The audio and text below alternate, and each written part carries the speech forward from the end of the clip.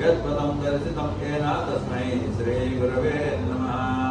कृष्णं वन्दे जगद्गुरोभ्यो नमः। डॉक्टर मालव रामकृष्ण गुरुदेवताय नमो नमः। आदिशंकर परब्रह्मणे नमः। गुरुब्रह्मा गुरुविष्णु गुरुदेवो महेश्वरः गुरुसाक्षात् परब्रह्म तस्मै श्रीगुरवे नमः। కృష్ణ పరబ్రహ్మముడి యొక్క శరీరతత్వం వేరు, కృష్ణ చేతనత్వం వేరు. కృష్ణ చేతనత్వం మొట్టమొదటి నుంచి ఉంది.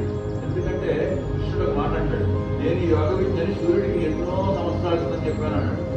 ఈ సూర్యుడికి చెప్పిన యోగ విద్య కన్నా ముందర గణపతి గణక ఋషి అని ఆయనకి కొన్ని కోట్ల సంవత్సరాల క్రితం చెప్పాడు. కృష్ణుడు చెప్పిన భగవద్గీత అంతా కూడా గణపతి చెప్పేసాడు ముందంతా.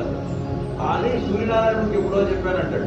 అప్పుడు అర్జునుడు అడుగుతాడు. అర్జునుడు అడిగితే అప్పుడు ఆ యుద్ధరంగంలో భయపడతాడు. అర్జునుడు భయపడినప్పుడు ఈ ధైర్యాన్ని చెప్తాడు, భగవద్గీతగా చెప్తాడు. గీత అంటే జీవించే విధానం యొక్క లక్షణం. మనం ఎలా జీవించాలో చెప్పేటువంటిది గీత.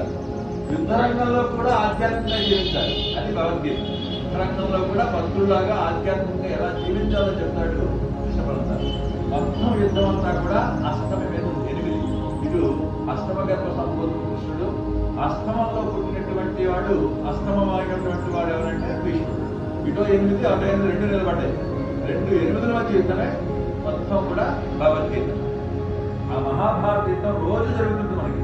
ధర్మక్షేత్రే కురుక్షేత్రం అంటాడు. ధర్మక్షేత్రం అంటే మనసు, కురుక్షేత్రం అంటే శరీరం. ఈ రెండింటి మధ్య జరుగుతూ ఉంటుంది మొత్తం యుద్ధం అంతా కూడా. దీన్ని ఓవర్కమ్ చేయాలి. మనదేమో తొక్కేస్తాం కాబట్టి వెళ్దాం అనిపిస్తుంది, లేటుగా వస్తాం. ఇది జరుగుతుంటే యుద్ధం కాబట్టి దీన్ని ఎప్పుడైతే దాటుతామో విజయాలు వచ్చేస్తాయి. అది భగవద్గీతలో చెప్పింది. ఎంత యోగేశ్వర కృష్ణ ఎంత మాత్రం ధనుత్ర స్త్రీ విజయోత్పత్తి ధ్రువానేత్రం. అందువల్ల కృష్ణ చేతనత్వాన్ని మనం పట్టుకోగలిగితే, కృష్ణ చేతనత్వం అన్న బాలాత్మిక సుందర చేతనత్వాన్ని, బాలతత్వం ఎక్కడ వస్తే అక్కడ కృష్ణుడు ఉంటాడు.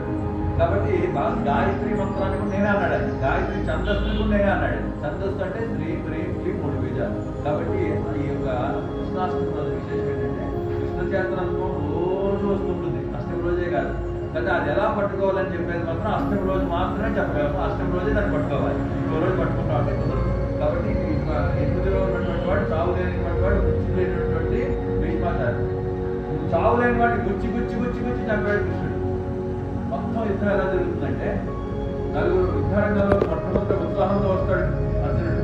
ఈ తెలిసిన చంపాలని ఎంత విజయంతో వస్తాడంటే అరగంటలో చేసేద్దాం అనుకుంటాడు యుద్ధం మొత్తం.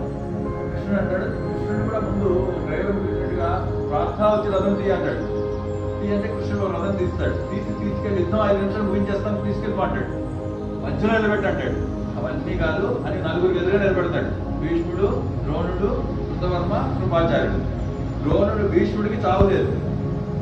ద్రోణాచార్యుడు విధు చేతిలో ఉండగా చంపలేదు. కర్ణుడికి వాడు నాన్న ఒక అస్త్రం ఇచ్చాడు, అది ఓపెన్ సీక్రెట్. అది అర్జునుడి మీదే వేస్తాడు చంపడానికి. వాడికి సైంద్రుడికి ఒక రోజు వరం ఉంది, అర్జునుడు తప్ప అందరినీ ఆపేయగలడు. ఈ నలుగురిని చూశాడు, మీకు యుద్ధం గెలవడానికి కింద పెట్టేశాడు. అప్పుడు ధర్మం చెప్పాడు, యుద్ధం చేయకూడదు, రక్తం వస్తుంది, విపాసం అవుతాం, బంధువులు ఉన్నారు అని. అందువల్ల కృష్ణుడు అప్పుడు చెబుతాడు, గురువు వాక్కు పట్టుకుంటాడు. గురువు చెప్తాడు ఖచ్చితంగా గెలుస్తా యుద్ధం. ఓడిపోయే యుద్ధం అది, కానీ ఖచ్చితంగా గెలిపిస్తానంటాడు గురువు. గెలిపిస్తాడు. అది అష్టమి రోజు జరిగినటువంటి గురువు యొక్క చేతనత్వం. అష్టమి రోజు అందుకు తెలుసుకుంటాడు గురువు. అష్టమి చాలా అద్భుతమైనటువంటి శక్తి కేంద్రం. దాన్ని పట్టుకోగలిగితే అద్భుతాలు జరిగిపోతాయి. అందుకని చావు లేని వాడిని చెప్పాడు. అదే అష్టమి రోజున వాడు ఒక మాట వింటాడు కర్ణుడు. కృష్ణుడితో పాటు సమానంగా రథం నడిపేటువంటి సల్యుడు. ఈ సల్యుడు ఏం చెప్తాడు? సల్యుడి మాటల్లో అన్ని కూడా యాంటీ చెప్తాడు. నువ్వు గెలవలేవు, నువ్వు ఓడిపోతావు, నీతో కాదు అని చెప్తాడు.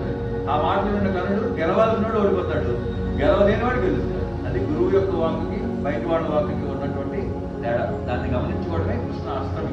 అదైతే అష్టమి అంటే ఏంటంటే కష్టమని కాదు. అష్టమి అంటే అద్భుతమైనటువంటి 8 శక్తులు కలిగినటువంటి కేంద్రం. దీన్ని కానీ మనం యాక్టివేట్ చేసుకుని కొండలు యాక్టివేట్ చేయము. అందువల్ల కృష్ణుడు వేరు, కృష్ణ చేతనత్వం వేరు. ఇది చెప్తున్నా అష్టమి.